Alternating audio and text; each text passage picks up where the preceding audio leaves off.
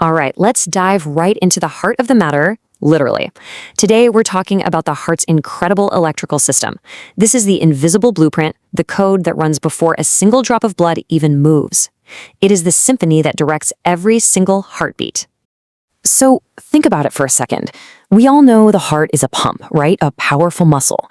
But what's the spark? What's the signal that tells that muscle to squeeze over and over again without you ever having to think about it? Well, the answer is electricity. The heart isn't just a dumb pump waiting for orders. It's this brilliant, self-exciting organ that generates its own electrical impulses. And understanding this one fact is the key to understanding everything else, from a perfectly normal rhythm to every kind of arrhythmia out there. To really get this, you have to see the heart as being made of two totally different kinds of tissue, each with a very specific job. You can think of it as the muscle and the wiring. So on one side, you have the contractile myocardium. This is the bulk of the heart, the heavy lifter. Its job is pure force. But then you have this amazing specialized conducting tissue. These are actually modified muscle cells, but their job isn't to squeeze. It's to act like the heart's internal wiring, creating and then zapping the signal out to tell the muscle when it's time to contract. Okay, so how does this wiring actually work? Let's follow a single electrical impulse as it travels through the heart's conduction superhighway. And trust me, the sequence here is absolutely everything. You know, the fundamental principle of the heart's rhythm is actually pretty simple. It's a race. Whichever part of that wiring system can fire off a signal the fastest becomes the boss. It becomes the pacemaker. And in a healthy heart, that boss is always the SA node. So here's the journey, step by step. First, the SA node fires, kicking the whole thing off. That signal instantly spreads across the atria, causing them to contract. That's what we call the atrial kick.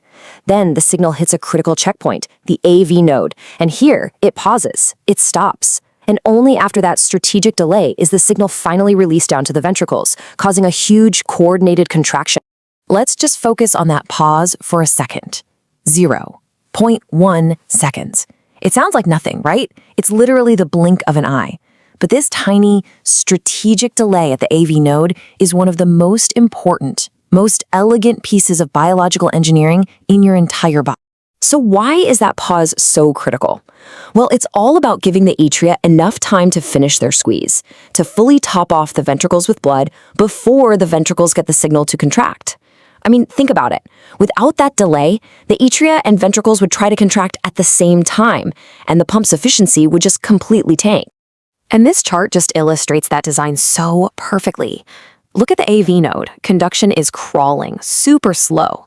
But then look at the Purkinje fibers way down at the bottom, 4 meters per second. That's incredibly fast. So once the signal gets past that delay, it spreads through the ventricles like wildfire. This speed is what makes sure the entire ventricle contracts as one massive, powerful unit to eject the blood effectively. Okay, so we've seen the big picture highway map. Now, let's grab our microscopes and zoom all the way down to the cellular level. Because the muscle cells and the wiring cells don't just act differently, their electrical signals, what we call their action potentials, look completely and fundamentally different. And all of this electrical magic, this entire symphony, comes down to the movement of just 3 key charged particles, or ions, moving in and out of the cells. That's it.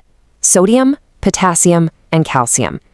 The precise choreographed dance of these 3 ions creates every single heartbeat. And here's our tale of 2 cells.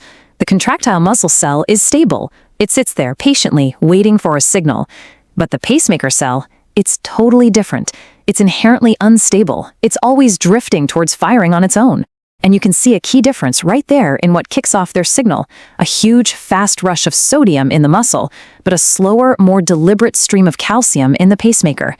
They operate on completely different rules. So let's focus on the most unique feature of those contractile cells, this plateau phase. See, after that initial electrical spike, the cell doesn't just reset right away. Instead, it holds its charge for a really long time. This happens because as potassium is leaving, calcium is slowly trickling in, creating this perfect balance that keeps the cell switched on for a moment. So what's the point of this long plateau? Why do that? Well, this is an absolutely critical safety mechanism. It makes the heart muscle refractory, basically impossible to stimulate again for a long period. This is what prevents your heart from going into a sustained rigid contraction, which is called tetanus. That would be fatal. This plateau guarantees the heart has time to relax and fill between beats. Now let's talk about the pacemaker cell's special trick, automaticity.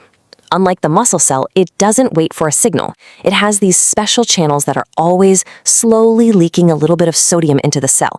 They call it the funny current. This slow leak causes the cell's charge to just drift upwards all by itself, until, boom, it hits the trigger point and fires.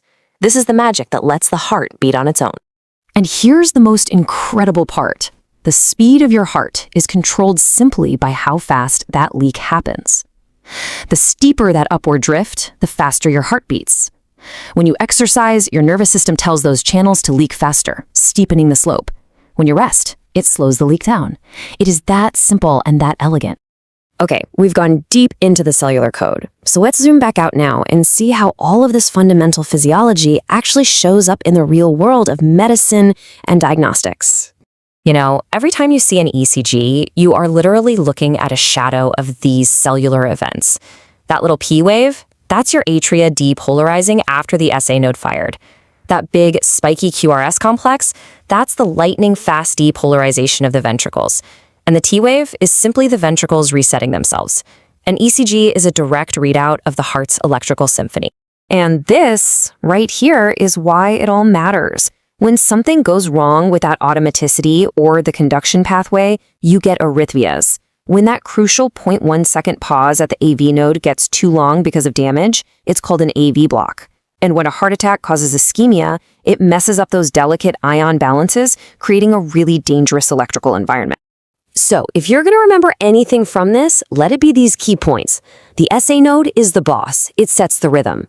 The AV node is the gatekeeper. It creates that essential delay. The Purkinje fibers are the superhighway. They synchronize the pump. And on the cellular level, calcium creates that protective plateau, which gives us the long refractory period to prevent the heart from locking up. Every piece is critical. So, we've now mapped the entire electrical blueprint of a single heartbeat. But remember, this amazing electrical spark, it's just the command. The real work of pumping blood hasn't even happened yet. So the big question we're left with is, how does the heart translate this elegant electrical signal into the powerful mechanical force that actually moves blood through your body? We'll tackle that next time.